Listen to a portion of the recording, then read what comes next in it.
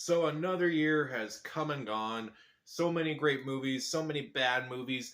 This list is going to talk about the movies that I walked in expecting to just hate for whatever reason, and then I walked out actually enjoying them. Well, some of these are streaming movies, but you get what I'm saying. So, welcome to my list of the top 10 biggest surprises of 2022. Yeah, I know it's a few days after January 1st, but you know what? I'm lazy. So let's talk about some of the movies that really surprised me this year. First off, some honorable mentions. First up, Fall. Now I know a lot of people didn't really like this movie, but this is one of the few movies I was actually really glad to see in theaters this year because the fact that seeing this at home, I feel like would lessen the experience for me.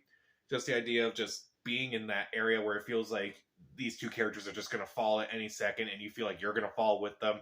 I thought it was really well done. I thought the acting was really good for the most part. It was intense. I was at the edge of my seat, but I hated the third act, so that's why it's not really high up on this list. Ambulance. This was a movie that, because it was directed by Michael Bay, and I thought that the actors who were in it just seemed like it was just beneath them in every way. I was ready to hate this movie. I was ready to give this movie like 1 out of 4 stars, 0.5 out of 4 stars, and then I walked away giving it 2.5 out of 4 stars. So to me, that's actually a surprise. It was a fun roller coaster. It kind of didn't take itself too seriously. Performances were pretty good, and even though it's really long in that Michael Bay way, where movies like at least like half hour too long, it was still a fun ride. That's honestly, I'm glad I gave it a chance to. Not okay. This was a movie on Hulu that a lot of people also really hated, but I honestly kind of liked it because it did a few things that I was actually really impressed by. One, I'm a big fan of dark comedies in general, and this was a really interesting way to take a dark comedy. And I did like the lead character in this movie. I thought she was really good. Also, I like the ending of this movie too, where I'm not going to spoil it by any means, but it doesn't go for the traditional ending that you would expect for this movie. And I'm glad the movie had the guts to do that. So that's why it's on this list. The Adam Project. This is a movie that at first I thought was just going to be another run-the-mill Netflix movie, but it was actually a nice, heartwarming movie where Ryan Reynolds and Walker Scoville did a really good job in the movie. I kind of didn't like the whole, I don't know, the time travel aspects of the movie are kind of iffy at this point, but I was watching this thinking I'm not going to like it, and I thought it was all right. Chippendale Rescue Rangers. This was a movie that, was on Disney Plus. I was expecting to hate it, but it was a lot of fun. It kind of reminded me a lot of Who Framed Roger Rabbit. I loved a lot of the jokes. I loved the inside jokes. Surprisingly, Andy Samberg and John Mulaney do a really good job in this movie. And I thought it was a fun experience. Probably the best of the Disney Plus movies that came out this year. So for that, I'll give it a pass.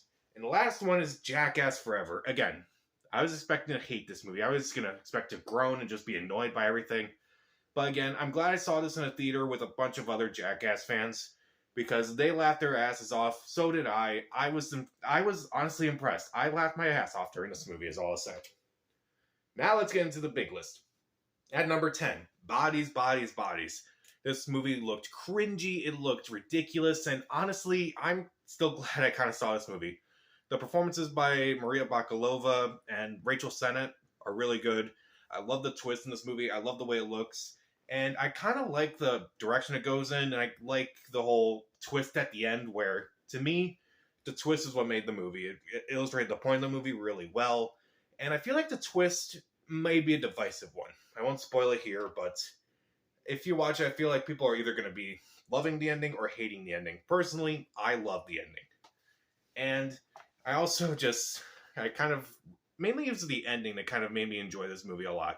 I was expecting to be hating it, I expected to cringe a lot, but no, it was actually really good.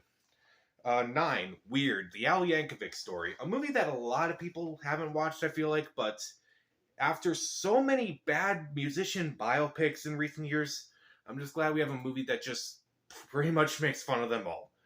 Daniel Radcliffe was really good as Weird Al, and even though it's like obviously not his story, it was definitely a movie that is in the spirit of Weird Al. So for that, I'm going to give it a pass. At number 8, Watcher. This was a movie that came out over the summer. I think it came out right in between Top Gun Maverick and Jurassic World Dominion. But people just skipped out in this movie. It was actually really good. Maika Monroe, she was really good in this movie. I kind of like her isolation in this movie. I thought that was really well handled. I thought it was chilling. I thought it was eerie. I just didn't know where it was going to go next. And I was really glad that I got the chance to see this in theaters. At number 7, Prey, a movie I wish was in theaters. This was probably the best Predator sequel, pretty much the best Predator movie since the original. I thought Amber Midthunder was really good. I thought the Predator was really creepy. I thought the action was really good. The cinematography was really well done. And I like the twist that they kind of take it instead of like trying to set in the future or try to set in the present day. It's actually in the past. I thought that was really well done as well. At number 6, Barbarian. Now this movie, some people have complained that this movie is really gross, and I'm not going to deny that. But I honestly love the fact that this movie kept changing, and I love that it was always interesting. I love that this movie just was like unpredictable in so many ways. I thought the performance was really good, particularly from Georgina Campbell and Justin Long. I thought they were both really good. It is creepy, and I don't really like the grossness of the movie, but the fact that this movie kept changing and was always interesting, no matter how it changed, I had to give it a pass to it. At number 5, Puss in Boots: The Last Wish. I'm honest. Again, these are all surprises, but I'm actually really glad that I saw Puss in Boots: The Last Wish. This movie was really cute. It was really charming. The voice acting was really good. The jokes were funny. The themes were really good. I love the story. I love the arc for the characters. And even though I don't really care for how some of the celebrities are, and admittedly it kind of took me a while to really get into it, it was honestly worth it. I would gladly see this movie again. It was a treat. At number 4, The Menu. Now, again, big fan of dark comedies. I'm a sucker for them, and we've gotten a lot this year. And The Menu looked like, okay, this could be up my alley. It looks dark, it looks dry, it looks fun. And The Menu is more than that. The acting is really good, particularly from Anya Taylor-Joy, Ralph Fiennes, Nicholas Hoult, Hong Chow. A lot of the actors do a really good job, and I love the dryness and the sarcasticness of the humor. And I love how it can be interpreted in a lot of ways.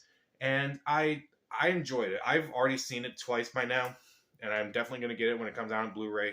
It was deliciously dark, and I would gladly go into this movie again. At number 3, Pearl. This is a movie that has just grown on me. It's so well done. Mia Goth was just incredible in this movie, even better than when she was in X. I love the cinematography. I love the design. I love the themes of this movie. I think they're really well explored. And it honestly, the only downside to Pearl is that it kind of made me like X a little bit less. I feel like Pearl was just such a unique movie on its own merits that it honestly just didn't need X whatsoever. But it is in the same universe, so I guess we'll take it. But Pearl was just eerie, it was just creepy, it was just... And by like the last few minutes when there's like multiple shots that are lasting for several minutes, it's just unnerving, it's just disturbing, and I enjoyed it. At number 2, Everything Everywhere All at Once. I knew this movie would be interesting because it is an A24 movie, and I usually like A24's movies. But, my God, this movie is just insane, crazy. It's about everything, and it's about nothing. And it's the most meaningful movie of the year, and yet it's not the most meaningful movie of the year. It is such a contradiction that it just needs to be mentioned. The performances are incredible, particularly from Michelle Yeoh, Ke Huy Quan, Stephanie Hsu, Jamie Lee Curtis, James Hong. Everyone in the movie did a fantastic job. Any movie that can make me feel emotional, even though there's nothing but rocks on screen, that's something I never would expect that. But this movie strangely pulls it off. It's funny, it features a lot of genres. It's hilarious, it's romantic, it's a really well done drama, it's a really well done comedy, it's a well done romance, it's a well done action movie. It is every genre, it is everything, and I'm really glad that I have seen this movie multiple times and can see like different things I just did not notice upon other viewings. But my number 1 biggest surprise of 2022 was Top Gun: Maverick. Now this was a movie that, I'm going to be honest, I'm not a fan of Top Gun. Even when I think of my favorite Tom Cruise movies, Top Gun does not come up. When Top Gun: Maverick was in development, I was not looking forward to it. I was not looking forward to it in 2020. I was not looking forward to it in 2021. I was not even looking forward to it in 2022. So I saw this movie, and I was blown away by this movie. The action is incredible. The arc for Tom Cruise's character is incredible. The acting is pretty good for the most part. Miles Teller, Glenn Powell, they're really good in this movie. Again, just the scenes in the aircraft are just incredible and astonishing. They needed to be experienced on the big screen, and I experienced it 3 times. That is incredible for me. Even in a pandemic, I went to see this movie 3 times. I don't do that. I rarely see a movie twice. And the fact that I saw this movie 3 times, that's astonishing. And what is even more surprising to me is that this was the biggest movie, at least for right now. Avatar is catching up to it. But this was the biggest movie of the year.